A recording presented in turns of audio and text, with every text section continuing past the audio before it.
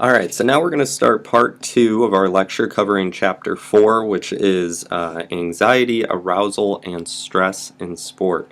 So the next topic we're going to talk about really deals with a little more depth of anxiety. So anxiety really has this notion of direction and intensity, and that's really important because an individual's interpretation of their own symptoms of anxiety are going to be important in how we end up breaking down the performance and anxiety relationship.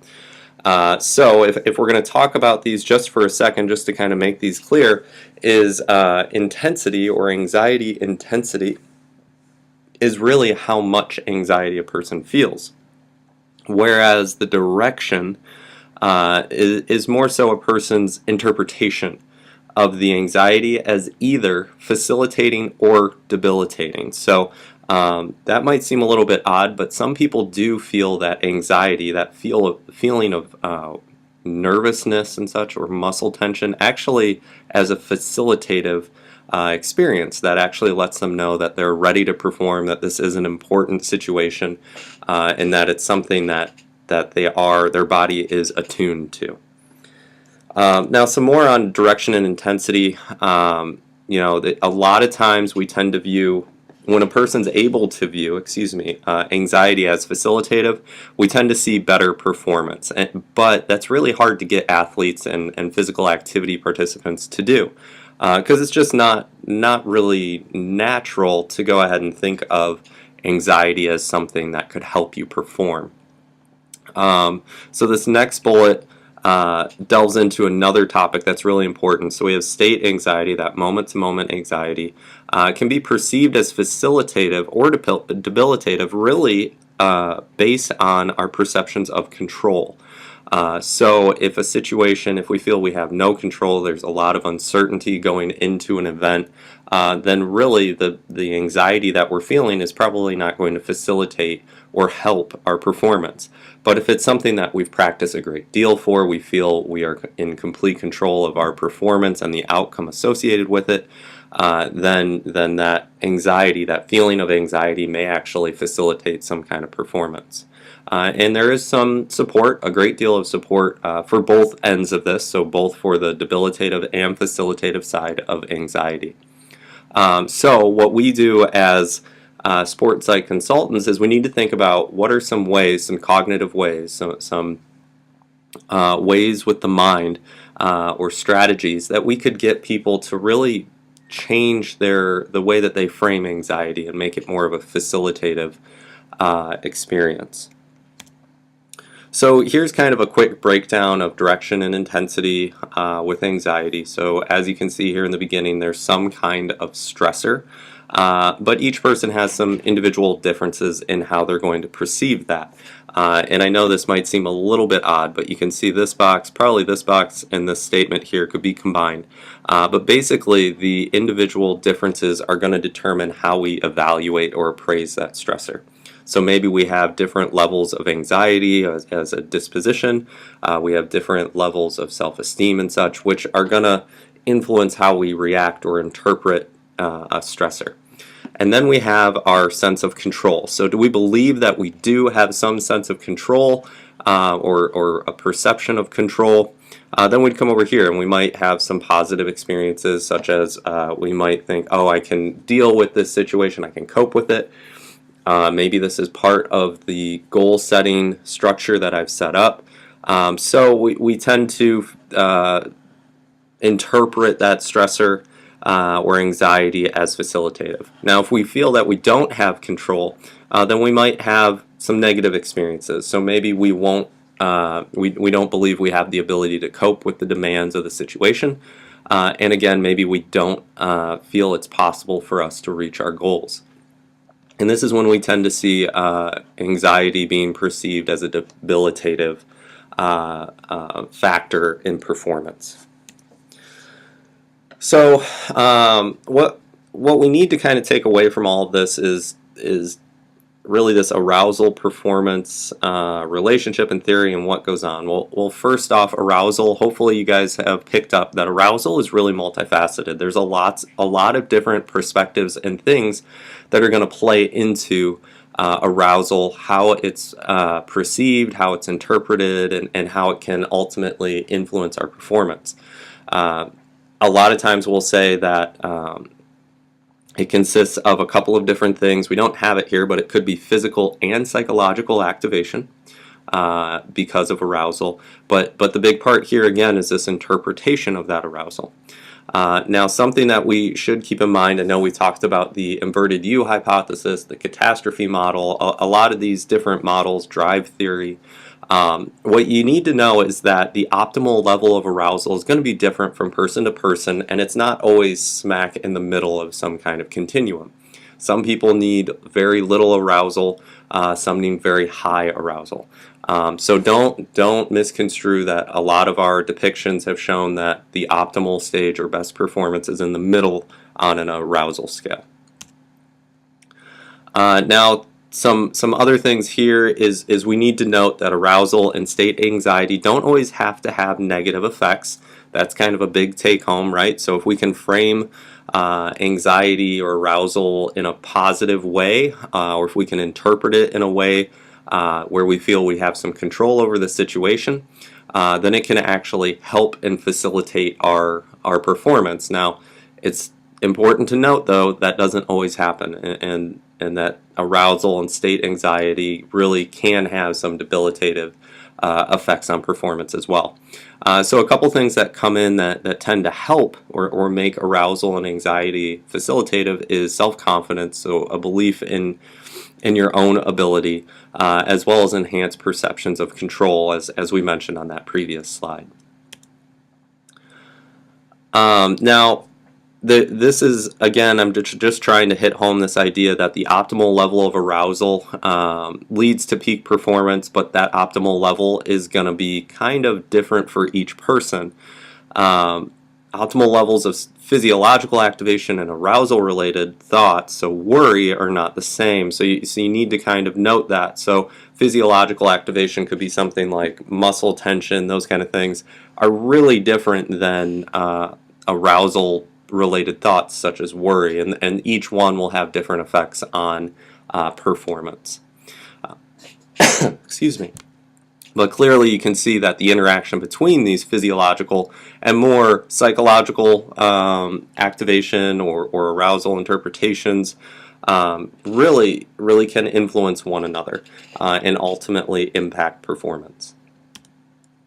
So what we've got here is kind of a caveat. So something to note is that the whole idea of getting amped up, psyching someone up, should really be used cautiously, and that's because, remember the catastrophe model, if we get someone too psyched up, there is the possibility that they might, quote unquote, fall off the cliff, right? And there might be a horrible decrement in their performance, and it's really hard to work your way back to that high level of performance. So we usually suggest that athletes are well practiced in self-talk, so that internal monologue. They use imagery, relaxation, they're using goal-setting skills, but also being aware and utilizing their own coping skills for anxiety. So why does arousal tend to influence performance? Well, I've got a few depictions that'll come up in the next couple slides, which I think are going to make this probably help make this sink in a bit better. But when we're physiologically aroused, we tend to see muscle tension is higher. Because of that muscle tension, there tends to be a feeling of fatigue, and at times there can be coordination problems. So you can kind of see how that directly would influence performance. But also with that, there tends to be some changing or changes in attention, concentration, and visual search.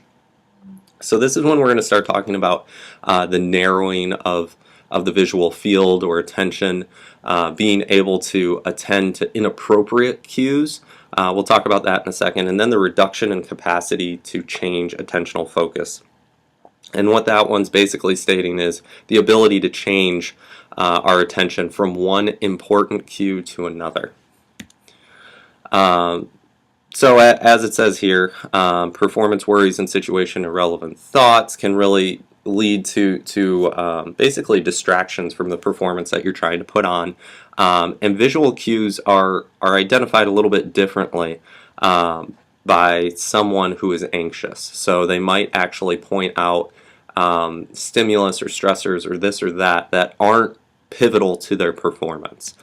So what we've got here is Easterbrook's cue utilization hypothesis, and we're going to go through a few pictures of this, but it basically describes the relationship between narrowing of attention and performance.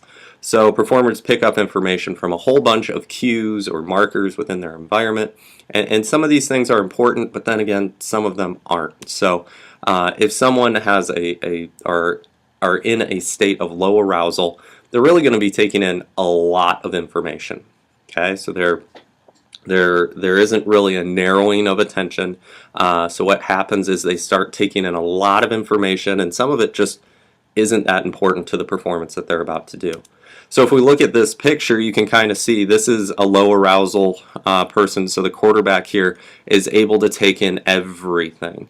Now, while it's important to be aware of what's going on the sidelines here or there, right before the snap, we really don't need to pay attention to anything beyond right here, right? Because these are the players we need to be aware of the defense, so on and so forth, okay?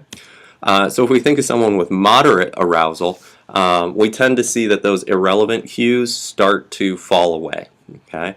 And we start to see their performance increase. So now all of a sudden the person is able to get a little bit of tunnel vision, in a sense, compared to that full range view here. So now they're just attending to things here in the bubble, and this is probably most important for their performance.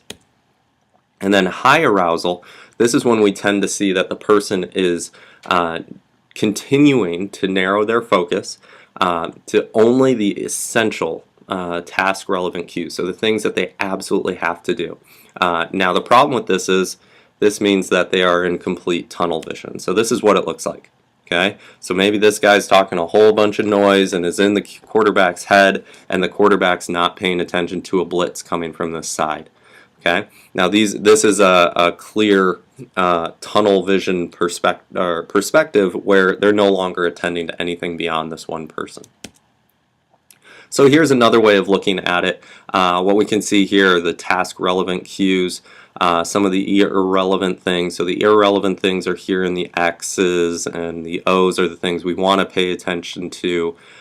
So again, we can see in the low arousal, we're able to take in a lot of information.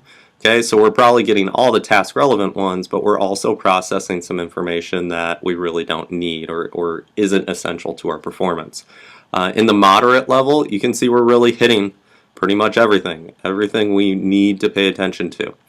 But if we're in a high arousal state, this is when we're not even attending to all of the cues that are important for our performance. Okay, and this is just to kind of highlight that. So what does this mean for practice? Okay, so when we're going out and we're working with teams, well, this is important to talk about, but what we need to do is identify some optimal combinations. Okay, so what works best for the individual is going to be important here, because from each athlete to athlete, people are going to be different. Some people need to be extremely relaxed and just kind of let the flow of the game dictate what's going on. Whereas other athletes are going to need to be more aroused, more amped up, and excuse me, and then that will actually facilitate their performance. So there's clearly some personal and situational factors that are going to interact and influence how we interpret a stressor, how we interpret our arousal, anxiety, and then also how that will dictate our performance. So here in this picture, what we've got are some of these personal factors, and we've talked a lot about these. So like trait anxiety, a person's disposition, their self-esteem, maybe social physique anxiety, but then there's also these situational factors. Okay, is the activity or the performance important? Is there a lot of uncertainty as to how you're going to be playing, what the outcome's going to be, or are you in some position of control? And it's really how those two things are going to interact that are going to influence our state anxiety and our arousal, and then ultimately our performance. So again, some implications for practice. We need to be able to recognize the signs of arousal and state anxiety. Now that gets to be pretty difficult, and that's where a lot of interviewing, a lot of working one-on-one with athletes is going to help us. So what you need to do is then tailor the coaching strategies or consulting strategies for the individuals. So sometimes we need to reduce the arousal, so other times we need to amp somebody up. But with all of this, we really need to develop the performer's confidence and their perceptions of control. That's going to help them the most. Okay, now that's actually the end of part 2 for this chapter, so make sure you go within this folder as well and do the activity that's associated with chapter 4.